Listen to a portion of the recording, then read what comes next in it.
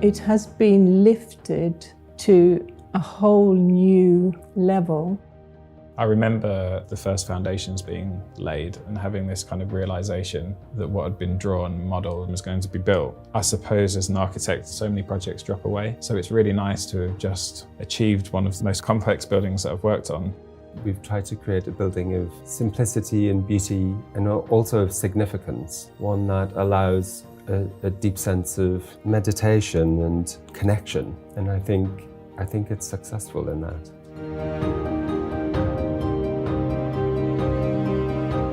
So the original temple here was built in 1974, suffered a fair amount of water ingress and damage, and in 2015 we took the decision to actually rebuild. It was difficult because we had the opportunity to restructure the old one, and it was a toss-up between the two.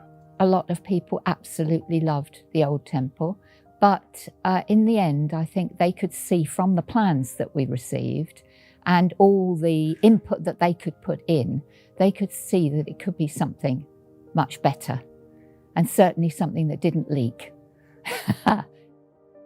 When we first started thinking about what we might want from the new temple, we consulted with our membership, and obviously there are a range of opinions. Some questioned, why do we need a new temple? Can we use the chapel in the house? A large proportion actually, I think, were quite excited about the possibilities of rebuilding and building something for the future. Through that process, we came up with certain things that we wanted to get from the building, and these began to form part of the brief that we gave to the architects. We were in a very different office at the time, and we were a smaller team. And the brief was presented to us. It called for a huge variety of different spaces for the building.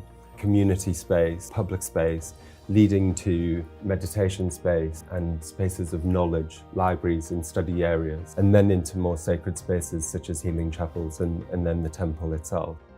From the new building, we wanted to achieve something that was beautiful and would serve the White Eagle work long into the future.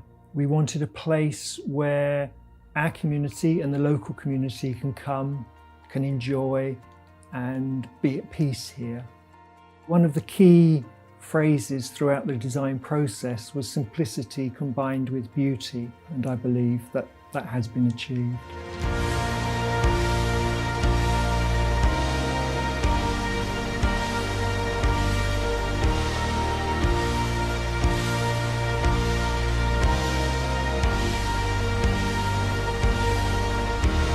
I didn't think it would come out as good as it has today. It has actually exceeded all my expectations on many levels, not just the physical, but also on a spiritual level. I love the arches within the temple and the way that when you're sitting within them, you feel enfolded and protected. And I particularly like where I'm sitting now, on this bench in the cloister overlooking the courtyard garden. To me, it's a contemporary take on sort of monasteries of old. I think it's just a wonderful, peaceful, calming place. And yeah, it's one of my favourite viewpoints, actually. When I first went in there, because I take meditations here, the atmosphere was absolutely wonderful. It was almost like instantaneous. Made it very easy to get into that space. And people who've sat with me doing meditation have had the same feeling.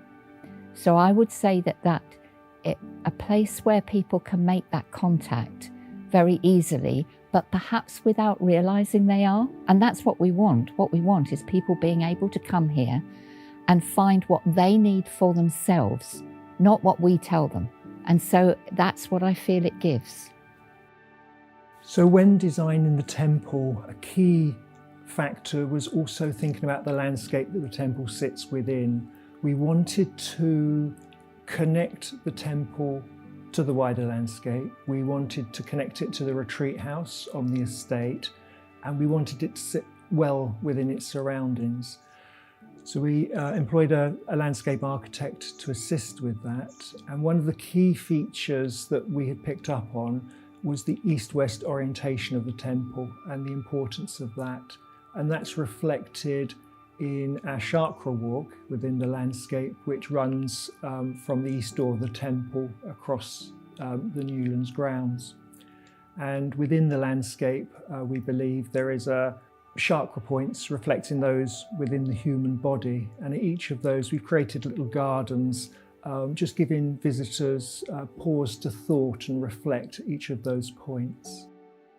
I think what you can see expressed in the building is a really concise material palette that consists of timber, brickwork, glass and concrete. And I think the result of using such a concise material palette is that there's a certain harmony to the building that allows a self-reflection, moments to pause and contemplate and consider the landscape rather than the building dominating. In all cases, we try and wrap natural materials into those buildings.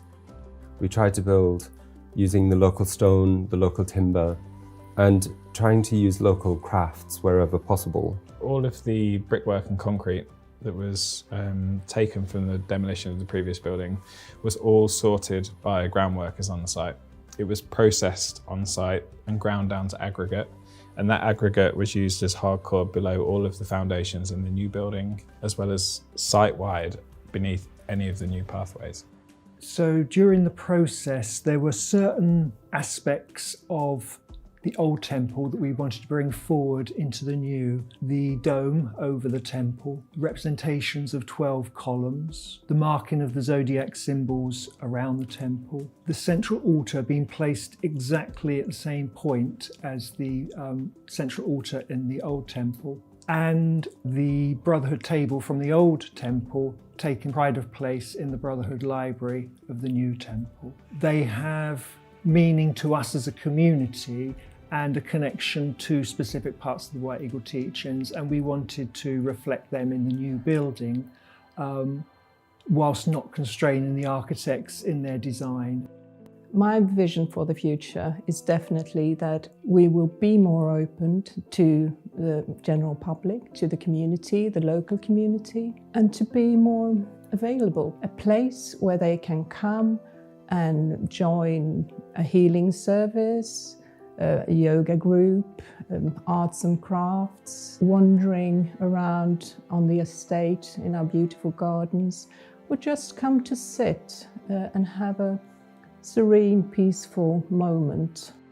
I'm proud of not only the building as it stands, but also of the way that it's been produced. That relationship that we've built over the course of 4 years has been a really spectacular experience. I mean, for me personally, my children have been born and are now 4 years old in the time frame of when this building has been constructed. So for me, it's a stage marker in my own life, really. I'm hoping that more people will feel they can come and use the facilities. We've got a bigger meeting room than we had before. We've got the cafe area that we didn't have before. And I think that offers something that other groups can come and use. Well, I do really hope that everyone gets the possibility to come here and to just for themselves see what it means to them. It's a very special place for me. You know, every time we came here and every time we come here, we get very good weather. It tends to be a beautiful day. It's filled with joy. It's filled with possibility. Above all, it is about receiving the light, sending out the light, the love into the world. And I think as much as the old building also did that, I think this brings it into the future in a different way. I'm really excited about the next stage of actually people coming in, enjoying the temple and its surroundings. And I believe that this provides us with a wonderful foundation for the work of the White Eagle Lodge to move forward and for people to enjoy all it has to offer.